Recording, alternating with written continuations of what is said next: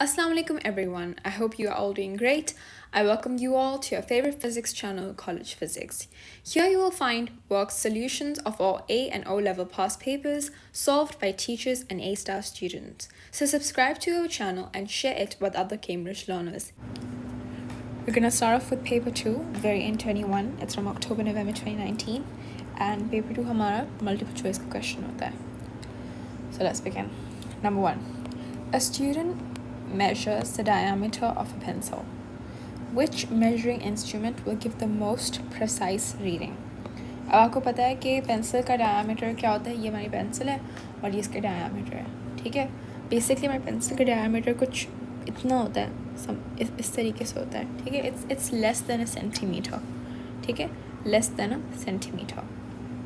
आपसे पूछा गया which measuring instrument will give the most precise reading? A measuring tape. I don't think that would be accurate because वो बहुत बड़ी होती है और वो precisely हम बिल्कुल exact measurement नहीं निकाल सकेंगे. A meter ruler again वो बहुत बड़ा होगा. A ruler से निकाल सकते हैं, not a meter ruler, a ruler जो D का option है उससे निकाल सकते हैं, but it won't be as precise as a micrometer screw gauge because वो completely जो ना उस पेंसिल को जो ना दोनों तरफ से वो होल्ड करेगा और वो आपको बिल्कुल एग्जैक्ट रीडिंग बताएगा. Very precise. So that's why micrometer screw gauge is the best option that we have here. Next. A light object is dropped from rest. It falls a large distance vertically through the air.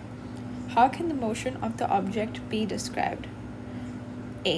Constant acceleration. B. Increasing acceleration. अब क्या हो रहा है हमारे पास कि rest से drop कर रहा है. समझ आ रहा है आपको? रेस्ट पे है, फिर वहाँ से ड्रॉप कर रहा है और फिर क्या हो रहा है, लार्ज डिस्टेंस कवर कर रहा है vertically.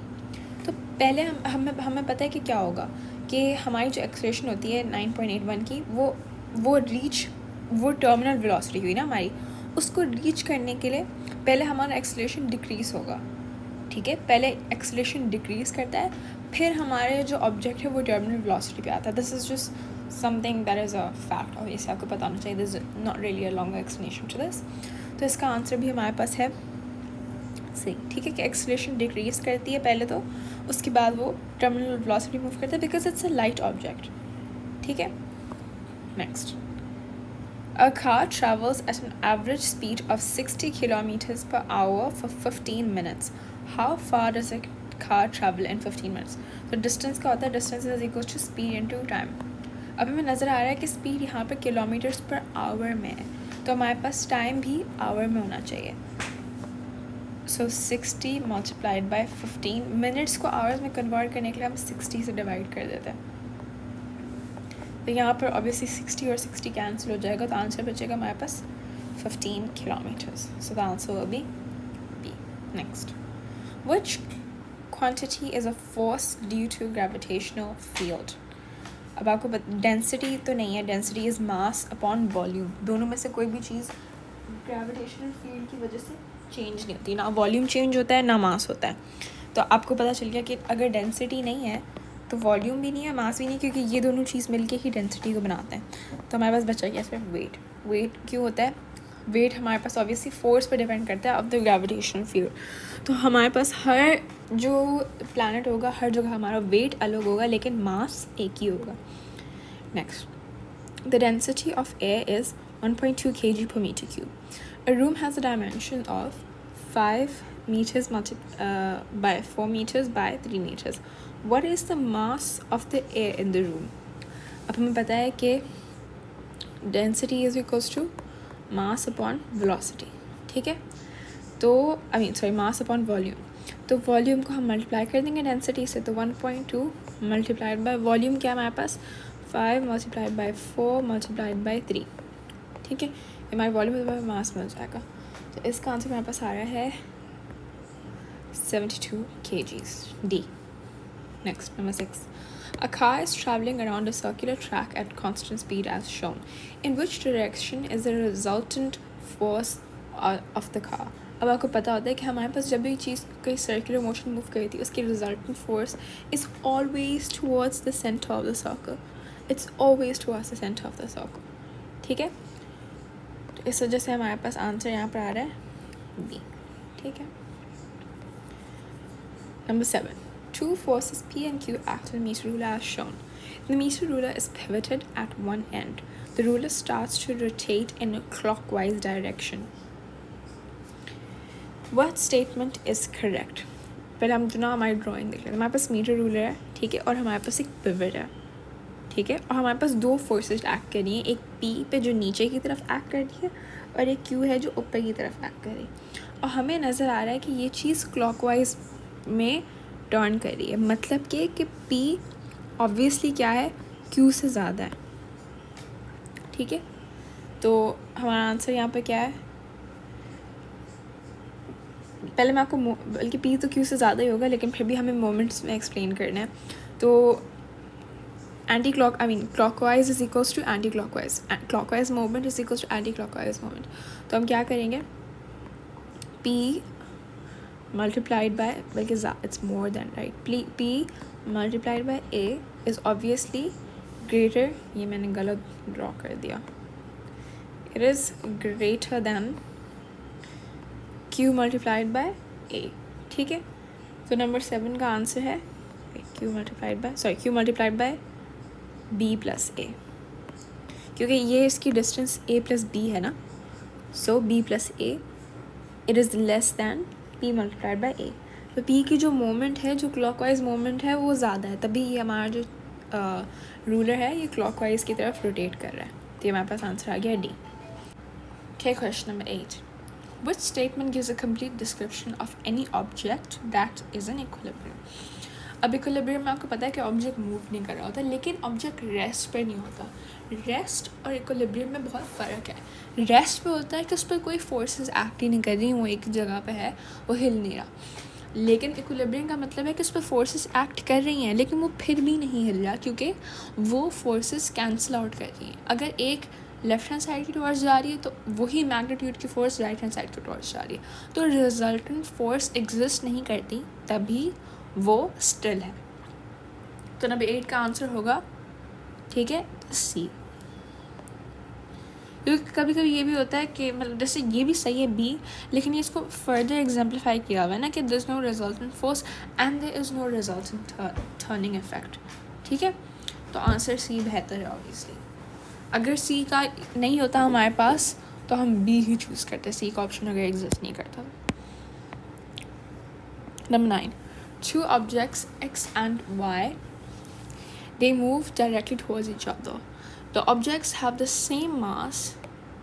Object X has a velocity of 5 meters to the right and object Y has a velocity of 3 meters to the left. Object X and Y collide and stick together. What is their velocity after colliding? अब आपको पता है ये बात, ठीक है, कि इसकी वेलोसिटी जो राइट टुवर्ड्स मूव कर रहा है वो ज़्यादा है. ठीक है, इसकी वेलोसिटी ज़्यादा है, तो ऑब्वियसली दोनों फिर इस तरफ ही मूव करेंगे. रिजल्टेंट फोर्स इस तरफ ही होगी. ठीक है, रिजल्टेंट फोर्स इस तरफ ही होगी. तो टू द राइट वाले जो है ना वो सही होंगे दोनों. या तो फिर आंसर भी होगा या डी. अब या तो फिर वो 4 मीटर्स टू द राइट होगा या 1 मीटर्स टू द राइट होगा. अब आपको पता है कि इस तरफ 3 आ रहा है तो कैंसिल तो होगा ना. 3 कैंसिल होगा तो 2 बच रहा है. तो बेसिकली या तो 2 होगा या 2 से कम होगा. ठीक है, या तो 2 होगा या 2 से कम होगा. तो आंसर हमारे पास ऑब्वियसली 2 से कम हमारे पास यहाँ पर 1 है. ये मेरा सबसे बेसिक एक्सप्लेनेशन है आपके पास. ठीक है, तो यहाँ पर हमारे पास 9 का आंसर होगा B. Number 10. Brakes are used to slow down a moving car. Into which form of energy is most of the kinetic energy converted as the car slows down? तो क्या होगा हमारे पास नंबर 10 का आंसर C, क्योंकि आपको पता है कि थर्मल एनर्जी में कन्वर्शन होगा. ब्रेक जैसे कोई चीज़ में आप ब्रेक लगा रहे हो, जैसे आप कभी बचपन में जब आप साइकिलिंग करते थे, आप जब बहुत ज़ोर से ब्रेक लगाते थे तो आपको ये बात, अगर आपने कभी टायर फील किया हो तो आप देखेंगे कि the tyre is warm, obviously क्योंकि थर्मल एनर्जी प्रोड्यूस हुई है. ठीक है, काइनेटिक एनर्जी थर्मल एनर्जी में कन्वर्ट हुई है, प्रोड्यूस नहीं हुई है, कन्वर्जन हुआ है एनर्जी का. ठीक है, वो क्योंकि energy can not be produce and it can not be removed, या तो कन्वर्जन नहीं होता है. तो इस वजह से हमारे पास आंसर आएगा thermal energy. Number 11. A man carries 20 tiles from the ground to the roof of a house. Each tile has a mass of 1.2 kgs. मतलब कि टोटल मास हमारे पास कितना है 1.2 multiplied by 20. आंसर आ रहा है हमारे पास 24 kgs. That is our total mass. The roof of the house is 15 meters above the ground. How much work does the man have to do against gravity on the tiles he is carrying to the roof? तो हमारे पास work का formula क्या होता है? Force into distance. ठीक है, तो force कितनी है हमारे पास? अगर 24 kg है तो इसका वेट होगा हमारे पास 240. ठीक है, तो 240. ठीक है, इसको हम अगर मल्टीप्लाई करें किससे? मीटर्स हमारे पास है 15, तो आंसर आ रहा है हमारे पास 11 का D, 3600. Number 12. A car is moving along a straight horizontal road. The car has 1.2 megajoules of kinetic energy. The car accelerates for 20 seconds until the kinetic energy of the car increases to 2.5 megajoules. What is the minimum average power developed by the car engine for this acceleration? तो अब हमें बताना है कि power कितनी हमें चाहिए होगी इतनी जूल्स एनर्जी इंक्रीज़ करने के लिए. तो आपको पता है power is equals to energy upon time, because power is the rate of use of energy. ठीक है, एनर्जी अपॉन टाइम. तो एनर्जी हमारे पास कितनी है? हमारे पास 2.5 माइनस 1.6. आंसर हमारे पास आ रहा है 0.9 मेगा जूल्स है. तो मल्टीप्लाई बाय 10⁶. हमारे पास टाइम कितना है? 20 सेकेंड्स. ठीक है, so answer multiply by 10⁶ upon 20. तो आंसर आया हमारे पास 45,000 वाट्स. तो मतलब बेसिकली किलो ही हो गया. सो हमारे पास आंसर है सी, 45 किलोवाट. ठीक है. Number 13. A drawing pen or a thumbtack has a sharp point at one end and a flat surface at the other end. The pen is pushed into a wooden board. How do the pressure and the force at the sharp point compare with the pressure and the force on the flat surface? अब आपको पता है कि जो force हमारे पास, pressure का formula क्या होता है? Pressure is equals to force upon area. तो अगर दोनों जगह हम एक ही फोर्स लगा रहे हैं तो जहाँ पर एरिया कम होगा वहाँ प्रेशर ज़्यादा लगेगा. दोनों जगह अगर समझें यहाँ पे मैं एक फ़ोर्स लगा रही हूँ तो वही फोर्स तो यहाँ पर पड़ेगी ना, बिकॉज इट्स वन ऑब्जेक्ट. लेकिन क्योंकि यहाँ पर एरिया कम है, यहाँ पर फ्लैट सरफेस पे एरिया ज़्यादा है, तो हमारे पास प्रेशर क्या होगा? कम प्रेशर होगा, और यहाँ पर ज़्यादा प्रेशर होगा. ठीक है, प्रेशर और एरिया इनडायरेक्टली प्रोपोर्शनल है. यहाँ वहाँ पर ज़्यादा प्रेशर होगा, यहाँ पर कम प्रेशर होगा. ठीक है, तो हम बोलेंगे फोर्स ऑब्वियसली दोनों पे क्या होगी? फोर्स नंबर 13 क्या है हमारे पास? फोर्स दोनों पे सेम होगी. ठीक है, लेकिन हमारे पास जो प्रेशर शार्प पॉइंट पे होगा वो ग्रेटर होगा. ठीक है, तो आंसर हमारे पास यहाँ बन रहा है सी, क्योंकि उसका एरिया कम है. Number 14. An object is 20 centimeters below the surface of a liquid. The density of the liquid is 1200 kgs per meter cube. What is the pressure due to the liquid? आपको पता है इसका होता है हमारे पास pressure is equals to rho GH. तो density हमारे पास है 1200 kg per meter cube, और G हमारे पास है 10, और हाइट हमारे पास 20 सेंटीमीटर है, लेकिन हमें इसको मीटर में कन्वर्ट करना है क्योंकि यहाँ पर हमारे पास मीटर दिया हुआ है. ठीक है, तो अगर हम सेंटीमीटर को मीटर में कन्वर्ट करते हैं तो हम 100 से डिवाइड करते हैं. सो 20/100. ठीक है, तो आंसर नंबर 14 का आ रहा है D. Next, what statement about the evaporation of a liquid is correct? The least energetic molecules escape. Incorrect. Again, least नहीं. Most energetic molecules escape from the surface and the temperature of the liquid decreases. That is correct. यहाँ पर नीचे क्या लिखा हुआ है? Temperature of the liquid increases. Increase क्यों करेगा? जब एनर्जेटिक मॉलिक्यूल्स रिमूव हो रहे हैं, एनर्जी कम हो रही है, तो टेम्परेचर भी कम होगा. Number 16. A bubble of gas is formed deep underwater. The bubble has a volume of 40 centimeters cubed and the pressure inside the bubble is P. The bubble rises through the water. The volume of the bubble increases to 56 centimeters cubed and the pressure becomes 100 kilopascal. The temperature does not change. What is the initial pressure? आपको पता है कि हमारे पास यहाँ पर आ जाता है Boyle's law. ठीक है, कि अगर हमारे पास टेम्परेचर सेम है तो प्रेशर अगर हमारे पास इंक्रीज़ करे तो वॉल्यूम कम हो गई. अगर वॉल्यूम इंक्रीज़ कर रहा है, वॉल्यूम जैसे यहाँ में नज़र आ रहा है, वॉल्यूम इंक्रीज़ कर रहा है तो प्रेशर डिक्रीज़ होगा. मतलब कि P is equals to more than 100 kilopascals. ठीक है. तो हमारे पास ऑब्वियसली देखिए ये आसान तरीका था. अगर आप चाहें तो आप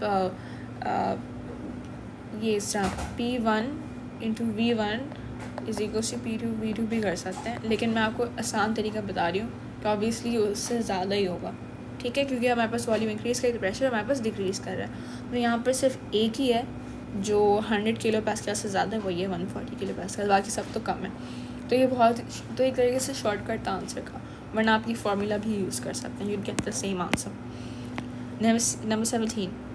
Which change in the design of a liquid in glass thermometer makes it more sensitive? ये हमारे पास क्या आता है? इस नंबर 17 का आंसर है A. A larger liquid reservoir. उससे क्या होगा कि हमारे पास ज़्यादा लिक्विड होगा तो हल्का सा भी टेम्परेचर से हमारे पास we'd have more liquid basically react. ठीक है. और जो रेजर्वॉयर होता है ऑब्वियसली उसका जो आउटर होता है वो ज़्यादा थिन होता है, तो उससे वो ज़्यादा आसानी से सेंसिटिविटी प्रोड्यूस करेगा. A liquid turns into gas. This occurs only at one particular temperature, obviously at its boiling point, and the change happens throughout the liquid. What is this process called? Boiling. ठीक है. अगर evaporation होता तो एक particular temperature पे नहीं होता, और throughout the liquid भी नहीं होता, सिर्फ liquid की surface पे होता है evaporation. Number 19. One end of a rod of copper is placed in hot water. Thermal energy travels around the rod to make the other end warmer. तो यहाँ पे energy हमारे पास transfer हो रही है. What is the behavior of the copper atoms at an atomic level that accounts for most of the transfer of the thermal energy from one end to another? अब आपको पता है कि copper है तो उसके solid particles हैं, तो वो energy को कैसे transfer करेंगे? वो जो क्योंकि कॉपर है, कॉपर इज़ ए मेटल. ठीक है. तो मेटल पे हमारे पास फ्री इलेक्ट्रॉन्स होते हैं, तो या तो C होगा या D होगा. फ्री इलेक्ट्रॉन्स पे free electrons at the hot and gain energy and move towards the other and colliding with atoms along the rod. That is correct. के इलेक्ट्रॉन्स हैं वो आगे आगे आगे हीट जो ना ट्रांसफ़र करते हैं. Number 20. A surface is made so that it is a good source of infrared radiation. Which surface is not suitable? A surface that is painted matte black, a surface that is painted white. Is that correct? Yes, क्योंकि white हमारे पास heat को reflect करता है और absorb भी नहीं करता. ठीक है. Number 21. A large hill blocks the direct path between a transmitter of radio waves and a receiver, as shown. The receiver picks up the signal from the transmitter even though the radio waves do not travel through the hill. Which row is correct? तो अगर हमारे पास transmitter से receiver तक radio waves पहुंच रही हैं लेकिन वो हिल के थ्रू नहीं जा रही, तो वो किस तरीके से हमारे पास इस तरीके से आ रही हैं? A. Diffraction around the hill. Correct. Diffraction ही होगी. रिफ्रैक्शन थ्रू होती है. रिफ्रैक्शन किसी चीज़ के थ्रू होती है, अराउंड नहीं होती. ठीक है. A stronger signal is received using longer wavelength. Wavelength लंबी होगी तो आपको स्ट्रॉन्ग सिग्नल रिसीव होगा. ठीक है. This is just something you have to know. These are memorable facts. 22. The diagram shows the image of a clock in a plane mirror. What is the actual time? अभी आपको बता रहा है कि ये आपको प्लेन मिरर में नज़र आ रही है. ठीक है. तो जो ये हमारे पास है, ये हमारे पास बेसिकली इस तरह 1 होता है ना, 1 2 3 4, however it's the opposite. So what I do, yeah. So this is 1, this is 3, this is 6, this is 7. 7 और 8 के बीच में, 7 और 8 के बीच में, 7 और 3 पे, तो ये है 7:15. क्योंकि यहाँ होता है 9 पे तो 7:45 होता है, और ये आपको नज़र आ रहा है 7 से ज़्यादा क्लोज है rather than 8. So it is 7:15. 23. A converging lens produces an image of object O. The focal length of the lens is f. Which object produces a virtual image? ठीक है. तो बताना है कि वर्चुअल इमेज कहाँ produce हो रही है। या आपको पहले तो हम ए देखना है, ए पे वर्चुअल इमेज प्रोड्यूस हो रही है। यस, ए पे वर्चुअल इमेज प्रोड्यूस हो रही है बिकॉज वो फोकल लेंथ के अंदर, ऑब्जेक्ट फोकल लेंथ के अंदर है, ठीक है। इस वजह से हमारे पास जो इमेज प्रोड्यूस होगी वो वर्चुअल होगी। Number 24. The diagram shows the electromagnetic spectrum. A word is missing from the label below the spectrum. Which word is missing? अब आपको पता है कि एक्सरेज में क्या सबसे ज़्यादा होता है, उनकी एक्सरेज में उनकी फ्रीक्वेंसी सबसे ज़्यादा होती है, ठीक है। अगर फ्रीक्वेंसी यहाँ पर सबसे ज़्यादा है तो वेवलेंथ यहाँ पर सबसे कम होगी। एक्सरेज पे सबसे मैक्स फ्रीक्वेंसी होगी तो सबसे लोएस्ट वेवलेंथ होगी, और यहाँ पर सबसे लोएस्ट फ्रीक्वेंसी होगी तो सबसे मैक्स वेवलेंथ होगी। सो लेफ़्ट टू राइट हमारे पास वेवलेंथ इंक्रीज़ कर रही है और फ्रीक्वेंसी डिक्रीज़ कर रही है। तो आंसर नंबर 24 का वेवलेंथ इंक्रीज़ कर रही है तो आंसर होगा हमारे पास D. Okay, next 25. Which law gives a possible set of values for the speed of sound in ice, water and in steam? तो आपको पता है कि साउंड सबसे ज़्यादा उसकी स्पीड होती है सॉलिड में, फिर लिक्विड में, फिर गैस में। तो सबसे तो यहाँ पर डिक्रीज़ किसका कर रहा है, 4000 सबसे ज़्यादा है, तो आई थिंक इन दोनों में से कोई एक होगा। फिर यहाँ पर 4000 से 500 आया, यहाँ पर 4000 से 1500, दोनों करेक्ट है, लेकिन फिर यहाँ पर इंक्रीज़ कर रहा है।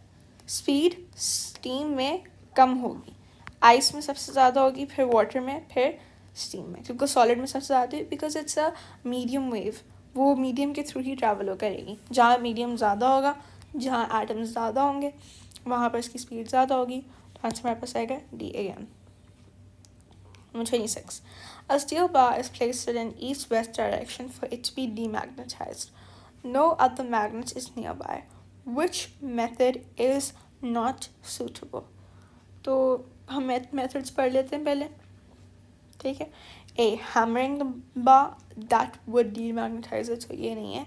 Heating the bar at a very high temperature, again that would demagnetize it. C.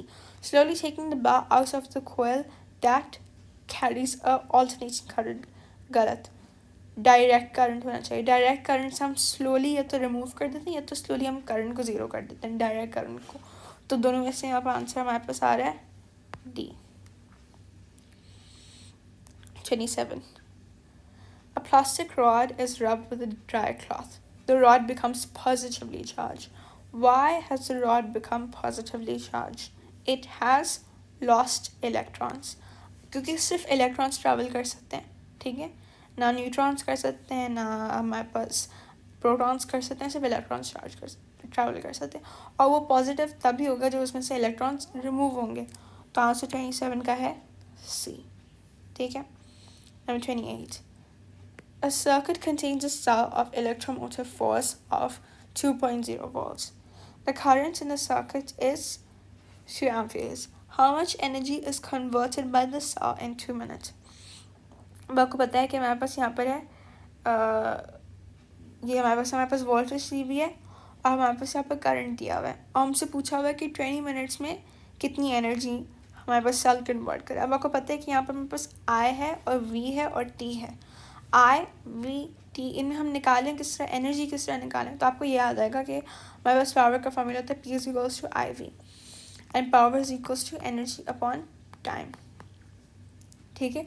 तो पहले तो हम पावर निकाल देंगे which is 2 multiply by 2, power हमारे पास सारी 4 और 2 मिनट्स हमारे पास, तो 4 मल्टीप्लाई बाई 2 मल्टीप्लाइड बाई 60, ठीक है, क्योंकि हमारे पास सफिशिएंट टाइम यहाँ पे 2 मिनट्स है और उसको हमें 60 में कन्वर्ट करना है ताकि सेकेंड्स हो, इसलिए हमारे पास यहाँ पर आंसर आ रहा है डी 480.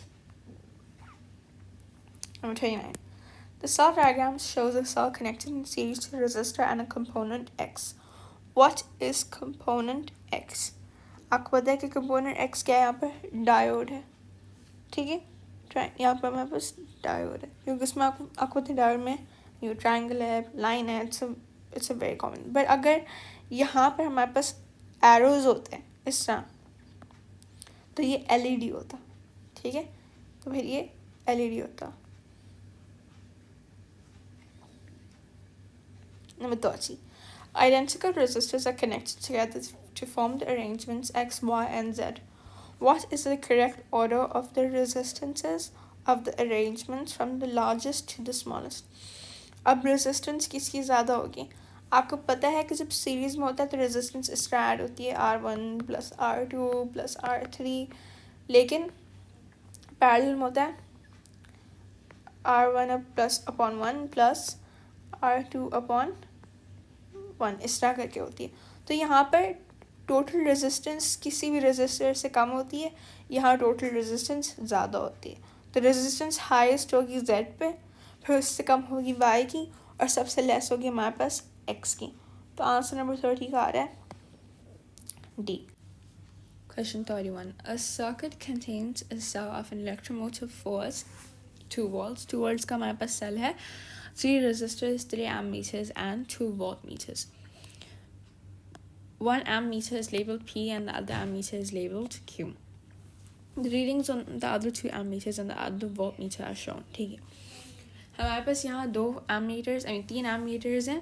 ठीक है, ये 1 2 3 और 2 voltmeters हैं, और उसमें से हमारे पास 1 voltmeter की रीडिंग बताई गई है और 2 ammeters की रीडिंग्स बताई गई. अब हमें जो तीसरा ammeter है और दूसरा voltmeter है उनकी रीडिंग्स बतानी है.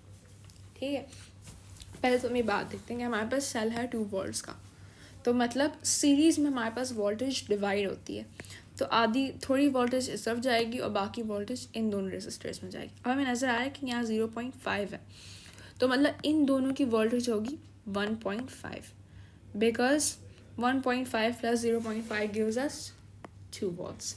ठीक है, तो इस बारे में तो हम सर्टेन है कि 1.5 है. अब एम्पमीटर. ठीक है, आपको पता है कि हमारे पास सीरीज़ में जो करंट होता है वो कांस्टेंट रहता है, तो मतलब ये भी 2 एम्पीयर्स. लेकिन पैरेलल में हमारे पास करंट डिवाइड हो जाता है. पैरेलल में हमारे पास करंट डिवाइड हो जाता है, मतलब अगर ये 0.5 है तो ये वाला 1.5 एम्पीयर्स होगा, क्योंकि दोनों को ऐड करके हमारे पास 2 एम्पीयर्स हो जाएगा. तो यहाँ पर भी 1.5 है, तो आंसर हमारे पास बन रहा है A. ठीक है, question number 32. There are 2 inputs and 1 output for the combination of logic gates shown. The truth table represents which truth table represents the operation of this combination of logic gates. ठीक है, पहले तो हमारे पास यहाँ पर नीचे ऊपर हमारे पास AND गेट है. ठीक है, और नीचे हमारे पास नॉट है. ठीक है, तो ऊपर हमारे पास जो AND गेट है हमें पता है कि उसका ऑपोजिट आएगा. तो अगर फॉर एग्ज़ाम्पल इनपुट हमारे पास हो, पहले हम इनपुट्स लिख लेते हैं और आउटपुट्स लिख लेते हैं. ठीक है, इनपुट क्या हो रहा है ये, sorry I don't know what's going on. ठीक है, अगर हम इनपुट लिखते हैं इनपुट्स, ठीक है, फॉर एग्ज़ाम्पल हमारे पास इनपुट्स होंगे 0 0 या 0 1 या तो फिर 1 1. ये एक ही चीज़ होती है, 0 1 या 1 0 एक ही चीज़ होती है, इसमें कोई फ़र्क नहीं पड़ता. ठीक है, बट हम लोग जैसे लिख लेते हैं 1 0, क्योंकि हमारे पास यहाँ पर नॉट आ गया ना, हाँ, तो इसका डिफरेंस होगा, सॉरी. तो 1 0 और 1 1, और ये हमारे पास आउटपुट क्या होगा. ठीक है, अगर हमारे पास यहाँ पर ठीक है 0 हो और यहाँ 0 हो, तो ये 0 बन जाएगा या 1. ठीक है, और 0 1 एंड में हमें आउटपुट मिलेगा 0. ठीक है, नेक्स्ट अगर हमारे पास हो 0 और 1, यहाँ पर 1, तो नॉट के पास आउट आएगा हमारे पास 0. 0 0 दोनों का बन जाएगा 0. ठीक है, तो 0 और 1. ठीक है, इनपुट 1 हमारे पास 0 है, इनपुट 2 हमारे पास इनपुट 1 हमारे पास 0 है, इनपुट 2 हमारे पास 1 है, तो आउटपुट हमारे पास बन रहा है 0. ठीक है, फिर अगर हमारे पास इनपुट 1 बन रहा है 1 और इनपुट 2 बन रहा है 0, 0 नॉट कन्वर्ट कर देगा उसको 1 में, तो 1 1 एंड हमें देगा 1. और ऑब्वियसली अगर यहाँ पर हमारे पास 1 है तो नॉट हमें देगा 0, तो एंड हमें देगा 1 0 का एंड हमें देगा 0. तो 0 0 1 0 किसके साथ मैच कर रहा है? 0 0 1 0 ये मैच कर रहा है हमारे पास B के साथ. 0 0 1 0, ठीक है. Number 33. Where must a fuse be connected in a mains electric current? Fuse कहाँ पर कनेक्ट होगा हमारे पास? लाइव वायर पे होगा. क्यों? क्योंकि वो करंट फ्लो को रोकने के लिए, कि इनके बहुत ज़्यादा करंट आ गया तो जो बस मशीन है उसको प्रोटेक्ट करने के लिए वो लाइव वायर पे होगा. और तो न्यूट्रल पे वो लगा के हम क्या करेंगे, फ्यूज़ वहाँ से करंट थोड़ी आता है, ठीक है. तो लाइव वायर पे होगा. 34. A student investigates the output voltage induced across a coil of wire by a bar magnet. When will the induced voltage have the greatest value? ठीक है, हमारे पास आउटपुट वोल्टेज है across a coil of wire by a bar magnet. सबसे ज़्यादा voltage जो induced voltage है, ये induce EMF, वो सबसे ज़्यादा कब होगी? वो तब होगी जब जो हमारा मैग्नेट बार है उसको हम कॉइल से जल्दी उसको मूव इन करेंगे, मूव आउट करेंगे बेसिकली. तो A, the student slowly moves the bar magnet to the coil fire. Wrong. Slowly गलत. द स्टूडेंट लीव्स, अगेन गलत. इसमें हमारी मैग्नेट फील्ड चेंज नहीं होगी. हमें मैग्नेट फील्ड को चेंज करना है. जितना स्विफ्टली और जितनी ज़्यादा मैग्नेटिक फील्ड चेंज होगी उतना ज़्यादा EMF प्रोड्यूस होगा. सी, the student quickly removes the bar magnet from the coil of the wire. Correct. जल्दी से हमारे पास वो रिमूव कर रहे हैं तो हमारे पास जल्दी से हमारे पास मैग्नेटिक फील्ड चेंज हो रही है, तो इस वजह से हमारे पास इंड्यूस EMF या इंड्यूस करंट प्रोड्यूस हो रहा है, ठीक है. Number 35. There is current in a wire. The direction of the current is out of the page. Which diagram shows the magnetic field pattern produced? अब आपको पता है कि ये C या D में से हो नहीं सकता. अगर हमारे पास वायर है तो ऑब्वियसली हम राइट हैंड को कर्व करके वो यूज़ करेंगे. Right hand curve rule use होता है. तो ये C या D तो हो नहीं सकता, ठीक है. अब ये तो A है, ये तो B है. A है या B है? आप अपनी फिंगर्स, राइट हैंड की फिंगर्स को कर्ल करें और आपका थंब आउटवर्ड पॉइंट करेगा. थंब को सेंटर की टुवर्ड्स पॉइंट करेंगे तो हमारी फिंगर्स किस तरह मूव कर रही हैं? हमारी फिंगर्स किस तरह मूव कर रही हैं? इस तरह. बी के टुवर्ड्स होगा, क्योंकि sorry, current out of the page. हाँ, current out of the page में आपको गलत आ रही थी. आप आउटवर्ड्स पॉइंट कर रहे हैं ताकि फिंगर्स यूँ मूव कर रही हैं, इस तरह मूव कर रही हैं आपकी fingers. This is your finger, that is a very ugly finger. ये आपका नेल है और ये आपका थंब अपवर्ड्स के टुवर्ड्स पॉइंट कर रहा है. So this is your hand basically, ठीक है. Right hand curve rule. तो आंसर हमारे पास यहाँ बन रहा है B. Question number 36. Diagram 1 shows a coil of wire P between the poles of a magnet. The ends of coil P are connected to a battery by slip rings. Diagram 2 shows a coil of wire Q between the poles of different magnets. The ends of coil Q are connected to a battery by a split ring commutator. अब दोनों में difference क्या है? एक में हमारे पास slip rings है और एक में हमारे पास स्प्लिट रिंग है. अब ये क्या है? या तो फिर ये AC जनरेटर होते हैं कि ये AC करंट प्रोड्यूस करें, या तो ये मोटर है. ये हमारे पास मोटर्स हैं. क्यों हम बोल रहे हैं मोटर्स? क्योंकि यहाँ में बैटरीज नज़र आ रही हैं, मतलब इनको करंट प्रोवाइड हो रहा है. करंट अगर इनको प्रोवाइड हो रहा है मतलब हम इनको स्पिन करा रहे हैं.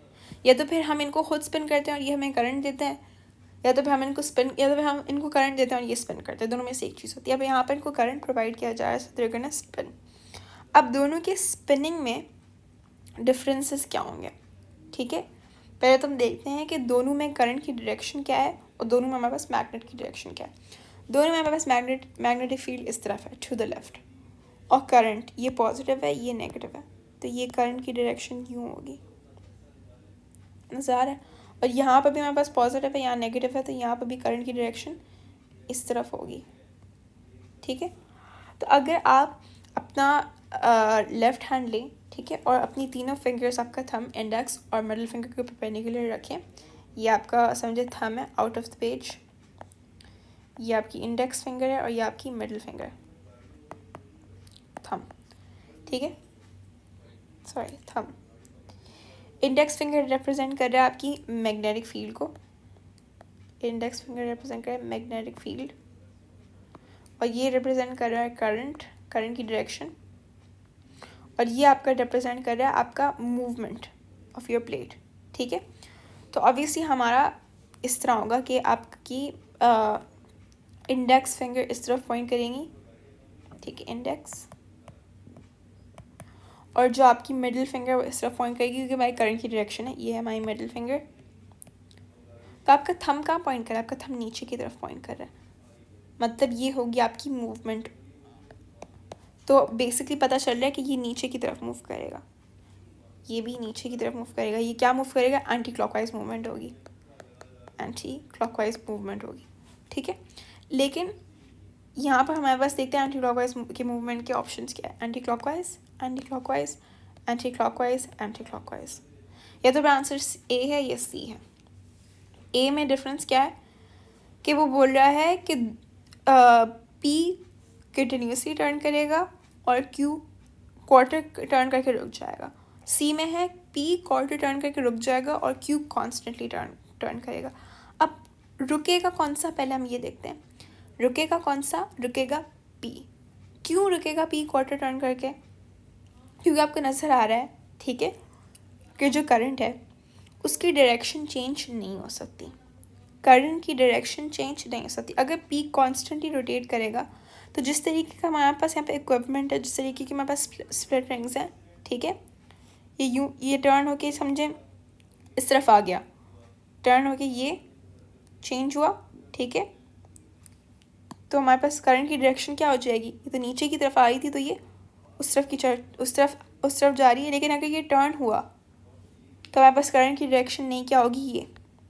ये हमारे पास करंट की नई डायरेक्शन होगी। तो इसमें क्या हो जाएगा? यूँ करंट आ रहा है, यूँ यूँ, ये पॉजिटिव बन जाएगा, ये पॉजिटिव बन रहा है। That's not possible, that is not possible कि हमारे पास जो ये डायरेक्शन है ये पॉजिटिव हो ये नेगेटिव, ये हो नहीं सकता, ठीक है।